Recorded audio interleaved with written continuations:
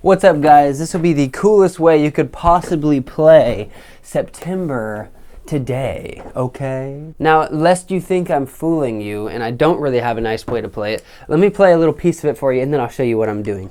Do you remember?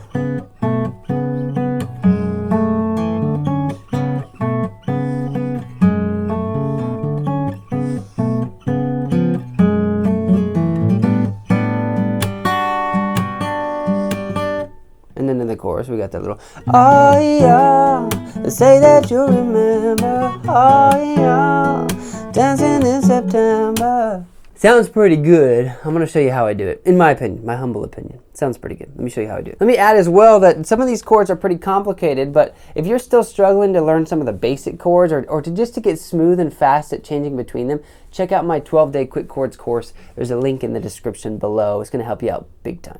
We've got the middle finger here on the, I'm going to say 3rd fret because it's relative to capo. So 3rd fret A string, pinky on 4th fret G string. All right, just like that. And then from there, you're just going to hit thumb, and you can use your index. I use my middle, thumb, index. So you got your bass, and then your little high note. It's kind of like a C major 7 chord, so it instantly starts off interesting. Then we're going to slide those both down, but we're going to collapse them onto the 2nd fret there. Again, this is relative to the capo.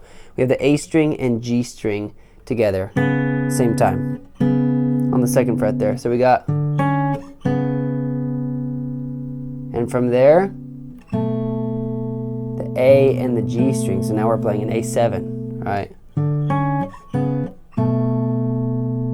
Pretty interesting. And from there, we put those fingers back on, right where they were, 2nd frets, both A string and G string. And then we're just going to take our ring finger and put it here on the 4th fret D string. And we're going to pluck the open E and that note there. Okay. That's an F sharp. So we got an E added 9th or add 2nd. And then we're going to hit the open G string. Love that chord. All right, and then that repeats a few times for the verse. The 2nd time around, I like to do a little added bonus after it. Instead of just letting that ring out, I'll kind of put my index here and pull off on the 2nd fret from the A string 2nd fret to the open A string, and then right back to here. So I'll show you what this looks like. We're in the key of G, so you can use a lot of open strings, a kind of E minorish G type thing. So you'll notice I'm going to hit some extra notes with just open strings filling in gaps. So that's all just kind of a feel thing. Just pick some strings as you're moving between chords. I don't do it the same every time, so it's not really worth teaching you exactly what I do. But for the most part, 99% of what I do, I'm just showing you right now.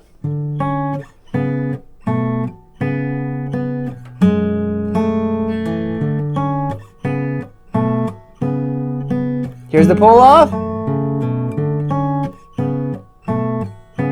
Okay, this 3rd time here, we're going to give it a little B7 by putting our index here and hitting those 3 together. Ooh, that leads nice to the, back to the E minor. And here I'll do a little like run up or rider. Well, something bad in there. It wasn't terrible, but you can kind of, you can do some little pull-offs and stuff in there, slides and whatnot to taste. Or you can just keep it simple and just stay right there. That's fine too. So you go, and then we'll do this F chord. Okay, but we're going to do a G in the bass. So I play it like that, all right? And I get the open E in there as well sometimes to make it an F major 7 with a G in the bass, which is a really nice, tasty chord. And that's pretty much what they do. They do it an F with a G in the bass. It's pretty cool. You could also bar it, or you could take the middle finger off here and make it kind of more open. That's really nice. And that's the whole verse. So you got, do you remember the 21st night of September? Love was changing the mind, you pretender. Here's the B.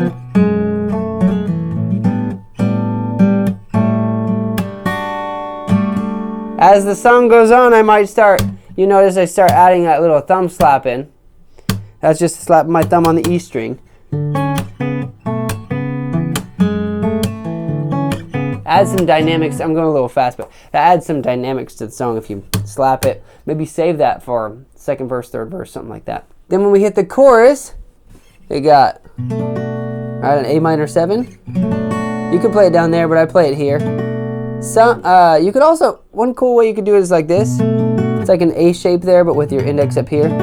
And then we're going to slide up to the D, which you could just slide those fingers up and put that back. I don't really use the high E string, so you don't even need to bar it all the way. You could just put that finger there. Or you can play it with that shape. I never have been very good with that. My finger doesn't bend very comfortably. So I got to squeeze my fingers in there, which can be tough. Sometimes I'll even just do it like this, right? And just not even play the G string. Just play that. And just go. Okay. Just hit those 3 strings. It's totally fine. You don't need to play all the notes all the time. Okay, then we do the same shape as that, but we do it up 2 frets. Okay, this was an A minor, so this is a B minor 7. Okay, so we got, notice I'm playing it different ways every time. You can do that, or like that, or like this. And then we make an E minor bar chord up here, or an E minor 7, if you want that. And we say bye.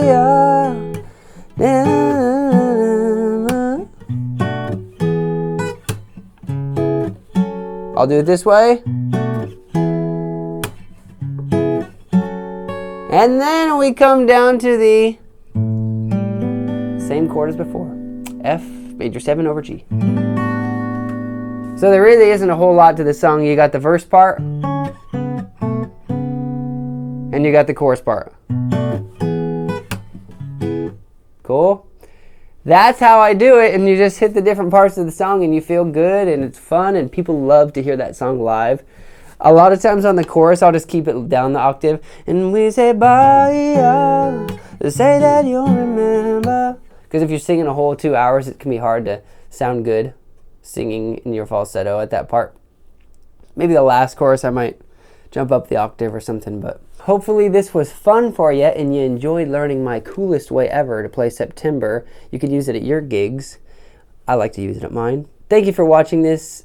My name is Kyle Scott. I will see you on the next video.